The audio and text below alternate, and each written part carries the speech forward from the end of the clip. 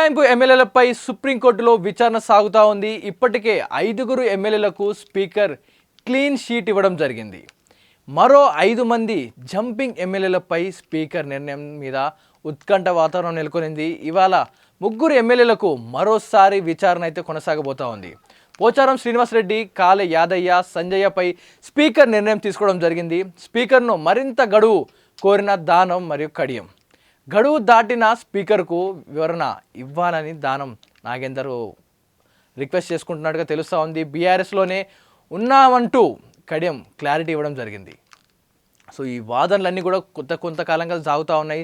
Speaker మరింత గడువు కోరుతూ ఉన్నారు దానం మరియు కడియం.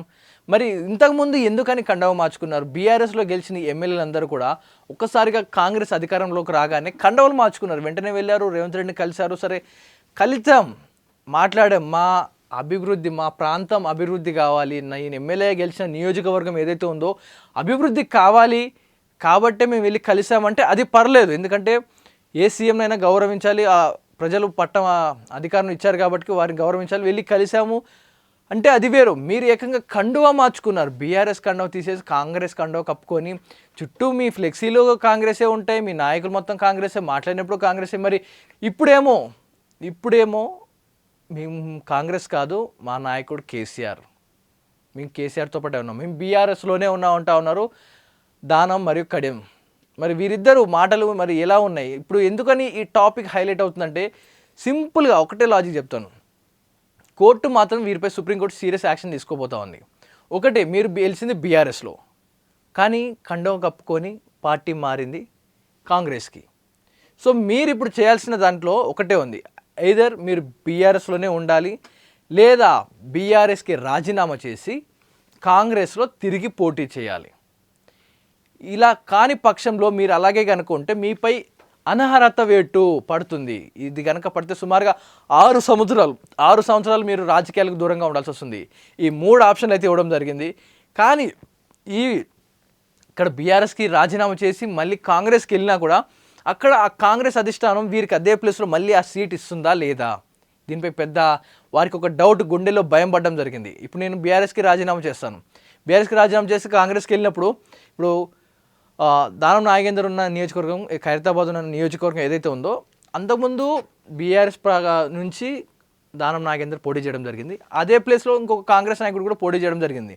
ఇప్పుడు ఈయన కాంగ్రెస్కి వెళ్ళినప్పుడు ఈయన రాజీనామా చేసిన బీఆర్ఎస్కి అదే ప్లేస్లో ఎందుకు ఇస్తారని గ్యారంటీ లేదు. అంతకుముందు పోటీ చేసిన కాంగ్రెస్ నేతకే ఇచ్చే అవకాశం ఉంటుంది. ఎందుకంటే ఫస్ట్ నుంచి కూడా కాంగ్రెస్ నుంచి ఆ ప్లేస్లో పోటీ చేస్తున్నాడు కనుక మళ్ళీ పై ఎలక్షన్స్ కనుక వస్తే ఆ ప్లేస్లో పాత క్యాండిడేట్ నిలబెట్టే అవకాశం ఉంది. ఎందుకంటే ఇక్కడి నుంచి జంపింగ్ ఎమ్మెల్యేకి ఇచ్చే అవకాశం ఉంటుంది. అలా చేస్తే పాత నాయకులు ఆందోళన చేస్తారు, గొడవ దిగుతారు కాబట్టి పాత వాళ్ళకి ఇచ్చే అవకాశం ఉంది. ఇప్పుడు ఇటు తిరిగి బీఆర్ఎస్కి వెళ్ళలేక రాజీనామా చేస్తే ఉన్న పదవి పోతుంది, ఏది చేయకుండా సైలెంట్గా ఉందామంటే అనర్హత వేట పడుతుంది. అనర్హత వేట పడింది అంటే 6 సంవత్సరాలు ఇంట్లోనే కూర్చోవాలి, రాజకీయాలకు దూరంగా ఉండాల్సి వస్తుంది.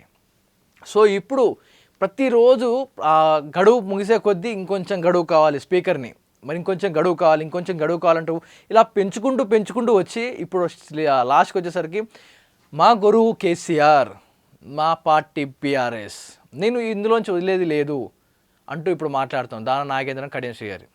మరి వీరి మాటలు ఎలా ఉన్నాయంటే అప్పటి వరకు కూడా ఇందులో పార్టీ మారిన తర్వాత కడియం శ్రీగారు కూడా చాలాసార్లు మాట్లాడడం జరిగింది, బీఆర్ఎస్పై మండిపడడం జరిగింది, కొన్ని హాట్ కామెంట్స్ కూడా చేయడం జరిగింది, మాట్లాడడం జరిగింది. కానీ ఇప్పుడు ప్లేట్ ఫిరాయించినట్టుగా కనపడుతోంది. మరి ఈ రాజకీయాల్లో వేడి ఎలా ఉండబోతోంది? మరి వీరికి మాత్రం క్లీన్ షీట్ ఇవ్వడం జరిగింది.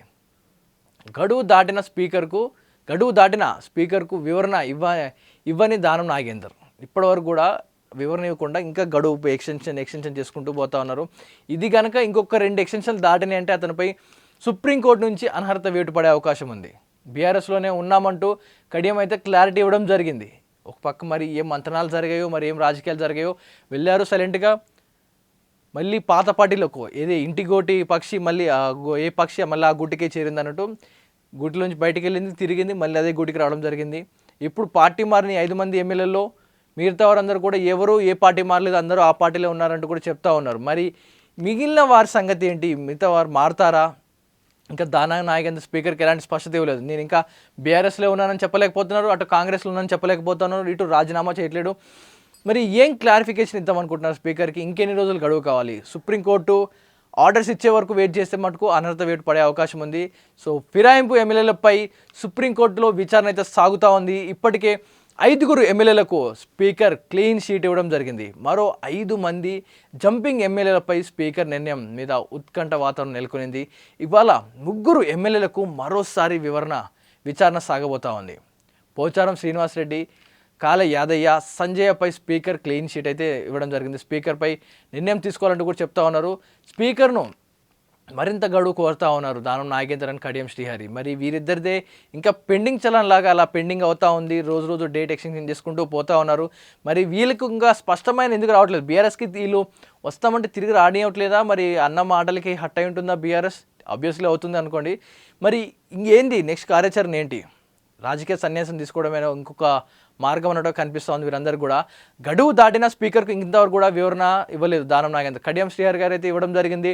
నేను బీఆర్ఎస్లో ఉన్నాను, బీఆర్ఎస్ లోనే గెలిచాను, బీఆర్ఎస్ లీడర్ అంటూ కూడా ఆయన ఒక క్లారిటీ ఇవ్వడం జరిగింది. కానీ ఇంకా దానం నాగేందర్ మాత్రం ఎలాంటి స్పష్టమైన ఆదేశాలు కానీ ఆన్సర్ కానీ ఇవ్వలేదు. మరి బీఆర్ఎస్లోనే ఉన్నానంటూ కడియం మీద క్లారిటీ ఇవ్వడం జరిగింది. మరి దానంపై ఉత్కంఠ వాతావరణం నెలకొనింది. మరి మీరేమనుకుంటున్నారు? చూస్తున్నారు బీఆర్ఎస్ గెలవగానే, బీఆర్ఎస్లో గెలిచాక కాంగ్రెస్ అధికారంలోకి రాగానే ఎట్టించట్టు ప్లేట్ మార్చట్టు దుంకేశారు.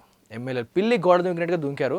ఇప్పుడు ఆ పిల్లి తిరిగి ఆ ఇంట్లోకి వెళ్ళలేకపోతుంది, ఈ ఇంట్లో ఉండలేకపోతుంది.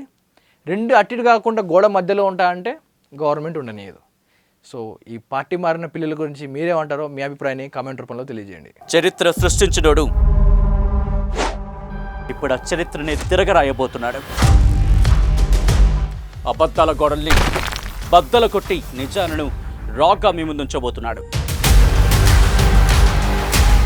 నిజమైన వార్తల కోసం వెంటనే డౌన్లోడ్ చేసుకోండి రా యాప్ని.